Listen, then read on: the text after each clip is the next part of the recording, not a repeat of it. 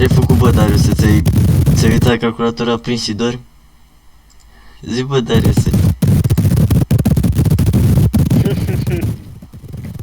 Și-a uitat omul meu, calculatorul aprins și doarme. Bă.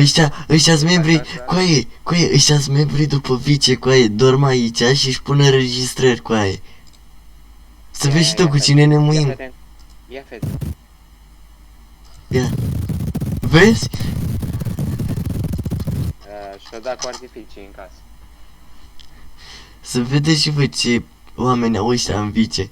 Și zice că bag eu înregistrări, coaie, bag eu.